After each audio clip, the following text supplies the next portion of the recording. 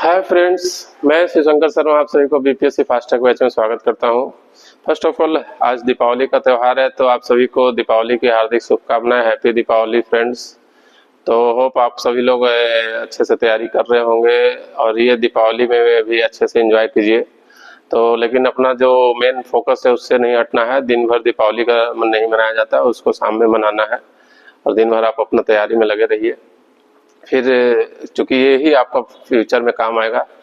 ये दीपावली तो चली जाएगी, फिर अगले साल भी आएगा, लेकिन जो एग्जाम है वो आपको हर साल नहीं आपको आने वाला है, इतना बड़ा वैकेंसी।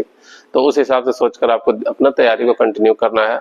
और हाँ, दीपावली में मैं एक संदेश देना चाह रहा हूँ कि जो भी बच्चे, जो भी फ्रेंड्स तैयारी कर रहे हैं वो दीपावली मनाइए, लेकिन ऐसा नहीं कि दीपावली में असावधानियां बरतिए जिसके कारण आपको क्षति हो जाए।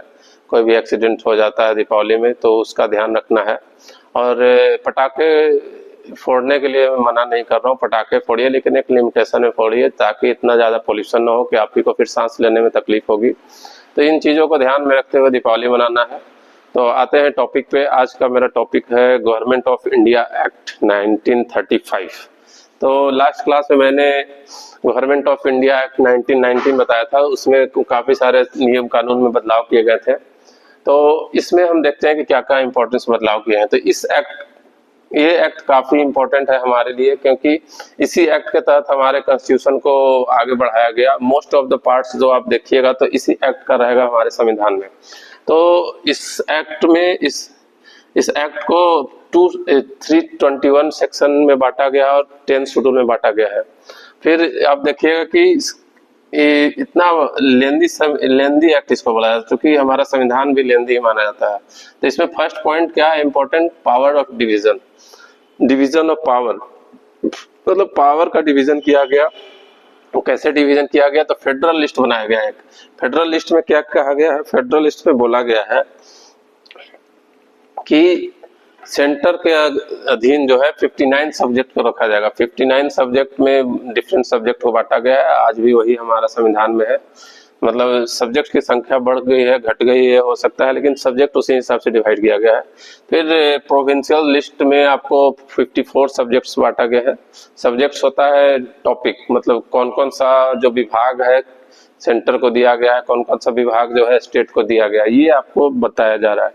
फिर कंकरेंट लिस्ट जो होता है वो आपको दोनों के अधीन होता है, सेंटर और स्टेट गवर्नमेंट दोनों के अधीन ये कंकरेंट लिस्ट आता है। तो इसमें 36 सब्जेक्ट को रखा गया है, स्टेट में 54 सब्जेक्ट को रखा गया है, सेंटर में 59 सब्जेक्ट को रखा गया है।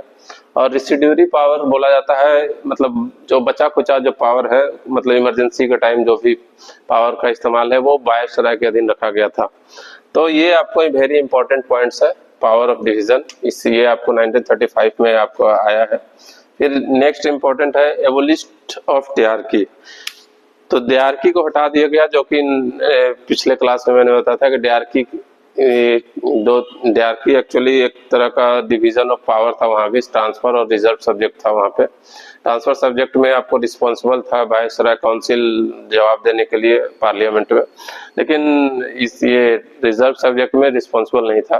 तो उस चीज को हटाकर ऑटोनॉमी दिया गया स्टेट्स को कि आप अपना कानून बनाइए, लेकिन ये ज्यादा दिन तक ऑटोनॉमी नहीं रहा। 1937 में इम्प्लीमेंट हुआ और 1939 में उसको हटा दिया गया। लेकिन इसको बोला गया कि इस एक्ट के तहत इसको सेंटर में लाया जाए, लेकिन इम्प्लीमेंट कभी हुआ नहीं एक्चुअल में। तो आते हैं नेक्स्ट टॉपिक पे इसका। हाँ तो हेलो, हाँ फ्रेंड्स, तो आते हैं नेक्स्ट टॉपिक, इसका पॉइंट्स पे क्या क्या था। तो ये नेक्स्ट पॉइंट ये है कि introduced bicameralism in 6 out of 11 provinces. तो बाइकैमरलिज्म का कंसेप्ट मैंने बताया था पिछले क्लास में कि बाइकैमरलिज्म को लाया गया था। बाइकैमरलिज्म क्या था कि अपर हाउस और लोअर हाउस में डिवाइड किया गया था पार्लियामेंट, मिनी पार्लियामेंट को। तो अपर हाउस जैसे कि अभी राज्यसभा है, उसी हिसाब से उसमें राज्यसभा की जगह अपर हाउस उसको माना जाता था। काउंसिल ऑफ स्टेट भी उसको बोला जाता था। फिर इसको लोअर हाउस को लोकसभा बोला जाता है अभी फिलहाल। तो उसको हम लोग पीपुल काउंसिल ऑफ पीपुल बोला जाता है, क्योंकि उसमें लोग इलेक्ट होकर आते थे उसको जनता वोटिंग से लाती थी। तो सेम चीज है यहाँ पे 11 मतलब प्रोविंसेस में भी बाइकैमरलिज्म लाया गया। मतलब वहां भी जहाँ ये स्टेट प्रोविंसेस में अभी के टाइम में अगर देखिएगा तो सब जगह विधानसभा है, लेकिन विधान परिषद सब जगह नहीं है। विधानसभा हो गया अपर हाउस एक तरह से, लोअर हाउस, और Vidhan Parishad upper house. State में भी लाया गया। तो 6 स्टेट में आपको 11 में से 6 स्टेट में आपको लाया गया था बाइकैमरलिज्म। तो वो 6 स्टेट का नाम याद रखना है, बंगाल, बिहार, बॉम्बे। बी से 3 हो गया और ए से 1 हुआ, मद्रास, यूनाइटेड, यूपी। ये 6 स्टेट में आपको बाइकैमरलिज्म लाया गया, जिसको विधानसभा विधान परिषद कहा गया। फिर ये देखिए एक्सटेंडेड कम्युनलिज्म को और एक्सटेंड किया गया। मतलब अंग्रेजों को ये फील होने लगा कि अब हमारा सरकार जाने वाली है, अब हमारा सत्ता ज्यादा दिन तक इंडिया में नहीं रहेगी।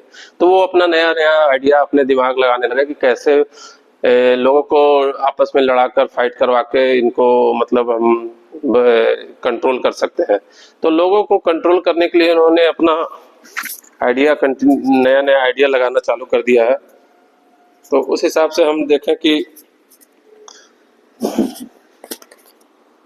नया एक आइडिया इनके दिमाग में है कि अब मतलब पब्लिक और ऐसे तो पहले ही बांट चुके हैं, मुस्लिम का, सिख का, ईसाई का, सबका कम्युनलिज्म बांटकर अलग अलग कर दिया गया था। अब एससी को भी बांट मतलब शेड्यूल कास्ट को वोटिंग अलग करवाने के लिए इन्होंने नया एक्ट लाया। शेड्यूल कास्ट को अलग, वोमेन को अलग, लेबर को अलग। तो इस हिसाब से इन्होंने ऐसे कम्युनलिज्म को बढ़ाया। वोमन तो हर घर में होती है, तो वोमन का अलग वोटिंग राइट दे दिया गया। एससी मतलब शेड्यूल कास्ट जो पिछड़े वर्ग के लोग थे उस समय, उनको अलग कम्युनलिज्म मतलब वोटिंग, उनका वोटिंग सिर्फ शेड्यूल कास्ट ही करेंगे लोग, और उनका नेतृत्व भी शेड्यूल कास्ट ही करेगा। तो इस हिसाब से इन्होंने लोगों को बांटा। लेबर क्लास के लोगों को लेबर ही वोट दे सकता है। तो ऐसे इन्होंने एक्सटेंड किया कम्युनलिज्म को। फिर नेक्स्ट में आप देखिएगा कि एक्सटेंडेड फ्रेंचाइजी होता था, वोटिंग राइट को बोला जाता था कि सबको, अंग्रेजों ने सबको वोटिंग राइट नहीं दिया था। वो बहुत सिलेक्टेड लोग ही थे जो वोटिंग कर पाते थे, जिनका पहुंच होता था, जिनका पास पैसा था, जिनसे लोग ब्रिटिश को फायदा होता था, तो उन्हीं को सिर्फ वोटिंग राइट मिला था।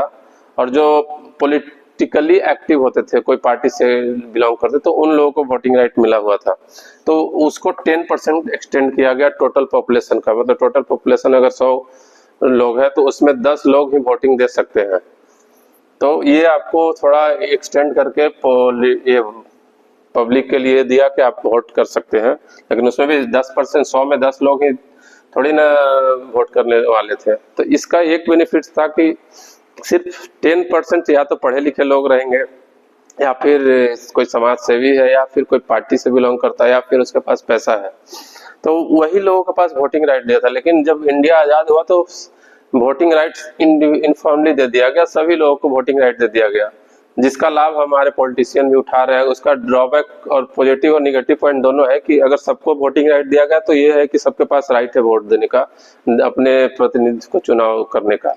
लेकिन वोटिंग राइट सिर्फ एज के बेसिस पे देने से ये घाटा हुआ कि जो लोग पढ़े लिखे नहीं भी हैं वो वोट जाकर दे रहे हैं, और उनको समझदारी इतनी नहीं है कि वोट देना किसको है एक्चुअल में। तो वो लोग क्या करते हैं, पॉलिटिशियन की इन लोगों को पैसे से खरीद लेते हैं, उनको घर में कुछ अनाज जाकर दे देंगे, कुछ पैसा जाकर बांट देंगे। तो वो लोग देखते हैं कि चलो ये आदमी मुझे हेल्प किया तो इसको ही वोट दे दिया जाए। लेकिन वो जो पैसा पॉलिटिशियन बांट रहे हैं उसको फिर करप्शन के माध्यम से वापस ले लेते हैं। आप ही का पैसा आपको जो दिया उससे 4 गुना, 5 गुना, 10 गुना कितना लेंगे, लूटेंगे, कुछ पता नहीं है। तो यही इसका ड्रॉबैक है कि अनपढ़ लोगों को वोटिंग राइट देने से बहुत ज्यादा देश को नुकसान हुआ है। और इसका प्लस पॉइंट ये है कि सभी लोगों को वोटिंग राइट मिल गया तो सब लोग एक समान है कॉन्स्टिट्यूशन के सामने। तो हमको ये देखना है कि देश को हमको आगे बढ़ाना है तो कुछ कॉन्स्टिट्यूशन में बदलाव करना जरूरी है। वोटिंग राइट सबको मिलना चाहिए, मैं इसका अगेंस्ट में नहीं हूँ, लेकिन हाँ उसके लिए क्राइटेरिया होनी चाहिए कि आप एटलीस्ट इतने पढ़े लिखे हो। ऐसा नहीं कि सिर्फ इंडिया में आप जन्म ले लिए तो आपको अधिकार हो गया वोटिंग राइट। उसके लिए आप जैसे हर एग्जाम के लिए मिनिमम 10th या 12th पास होना चाहिए, तो उसी हिसाब से इसमें भी आपको इतना बड़ा डिसीजन कोई देश के लिए लेने जा रहा है तो उसको कम से कम 12th या ग्रेजुएशन लेवल का क्राइटेरिया होना चाहिए कि जो ग्रेजुएट लोग हैं वही सिर्फ वोट दे सकते हैं। तो इस हिसाब से चीजों को समझना जरूरी है। हमारे संविधान में बदलाव आएगा तभी फिर हम अच्छे कैंडिडेट को, अच्छे रिप्रेजेंटेटिव को चुन सकते हैं। नहीं तो फिर हमारे जैसे पॉलिटिशियन देख रहे हैं आजकल की धर्म के नाम पे लोगों को बरगला रहे हैं। कोई किसी धर्म, स्पेशल धर्म का ठेका ले रखा है, कोई दूसरे धर्म का ठेका ले रखा है, और इसका नुकसान ये हो रहा है पब्लिक को कि जो अनपढ़ लोग रहते हैं उनके बातों में जल्दी आ जाते हैं। क्योंकि ये जो पॉलिटिशियन है किसी के नहीं है, उनको सिर्फ लोगों को बरगला कर, लोगों को धर्म के नाम पे बरगला कर अपना फायदा निकालना है। अगर ऐसा रहता तो इतने सालों से देश आजाद है, क्यों नहीं हमारा देश डेवलप कर गया? 75 साल होने वाला है, 75 साल में हमारा देश क्यों नहीं डेवलप किया? तो बस ये प्रोपेगेंडा चलाया जा रहा है कि अंग्रेजों ने जो प्रोपेगेंडा चलाकर देश को कब्जा करके रखा, ये प्रोपेगेंडा पॉलिटिशियन भी हमारे देश में चला रहे हैं। धर्म के नाम पे, जात के नाम पे ये लोगों को बरगलाकर ये काम चला रहे हैं अपना। चूंकि ये विकास के नाम पे तो इनको वोट मिलेगा नहीं, विकास तो ये कितना करे इनको भी पता है। तो इस हिसाब से वोटिंग राइट का जो हमारे देश ने कॉन्स्टिट्यूशन में लाया, वो थोड़ा सा मॉडिफाई करने की उसको जरूरत है आज के टाइम में। और देश में अभी भी, हमारे देश में साक्षरता दर बहुत कम है। इसके लिए हमारे पॉलिटिशियन भी बहुत ज्यादा जिम्मेदार है। उन्होंने उतना ट्राई नहीं किया कि हमारे देश के सभी लोग साक्षर हो पाए। बस दिखावे के लिए बोलते हैं कितना हमारा देश का साक्षरता दर 74% पहुंच गया, लेकिन रियल साक्षरता दर हमारे हिसाब से हमको लगता है 40% भी नहीं है। क्योंकि हमारा देश की जनसंख्या 150 करोड़ है। 150 करोड़ में अगर 50% भी जनसंख्या रियल में एजुकेटेड रहेगी तो समझिए कि 75 करोड़ जनसंख्या एजुकेटेड है। और 75 करोड़ जनसंख्या अगर एजुकेटेड है तो हमारा देश क्यों नहीं डेवलप किया? हमारे देश में कोई भी इन्वेंशन क्यों नहीं होता है? तो सारा जिम्मेदारी हम सिर्फ पॉलिटिशियन को नहीं बोल रहे, सभी लोगों का है कि हमारे देश को बदलाव की जरूरत है। हमारे देश में थोड़ा संविधान में बदलने की जरूरत है, तब जाकर हमारा देश सही से डेवलप कर पाएगा। तो आइए ये देखते हैं नेक्स्ट। इसका नेक्स्ट टॉपिक है आपको फेडरल कोर्ट। फेडरल कोर्ट एक तरह से सुप्रीम कोर्ट ऑफ इंडिया हो गया अभी के टाइम में। तो फेडरल कोर्ट के स्थापना का प्रस्ताव रखा गया, जो कि इंडिया लेवल पर काम करेगा। वो स्टार्टिंग में हम बताए थे, कोर्ट एक हाई कोर्ट की तरह बनाया गया था, कलकत्ता कोर्ट। कलकत्ता कोर्ट को ही बाद में पूरे इंडिया में लगाया गया था। लेकिन फेडरल कोर्ट की स्थापना किया गया फिर से 1937 में, और वो 1937 से वो सुप्रीम कोर्ट की तरह काम कर रहा है। फिर एक रिजर्व बैंक ऑफ इंडिया का प्रस्ताव रखा गया। रिजर्व बैंक ऑफ इंडिया का एस्टेब्लिशमेंट किया गया इस एक्ट के तहत 1935 में। फिर आप देखिएगा कि फेडरल प्रोविंसेस और ज्वाइंट पब्लिक सर्विस कमीशन चालू किया गया। पहले सिर्फ सिविल सर्विस का एक ही था कि वो सेंटर लेवल पे था, अभी 3 पार्ट में इसको डिवाइड किया गया। स्टेट ये हो गया centre PSC, state PSC, joint public service. Joint public service commission होता है, 2 स्टेट का ज्वाइंट एग्जाम होता है उसमें। तो ये आपका मेन टॉपिक्स हम कवर कर दिए 1935 एक्ट, जो कि काफी इंपॉर्टेंट है एग्जाम भी उससे, क्योंकि इसी के बेसिस पे हमारा संविधान तैयार हुआ था। और आप अभी भी आप संविधान उठाकर देखिएगा तो मोस्ट ऑफ द सेक्शन इसी को बेस बनाकर आगे बनाया गया है। तो आपको ये टॉपिक जो है कवर कर दिया गया है। ये आपका लास्ट इम्पोर्टेंट टॉपिक था। इसके बाद 1947 एक्ट भी है, उसमें जो बदलाव किया उसको मैं बता दूंगा नेक्स्ट वीडियो में।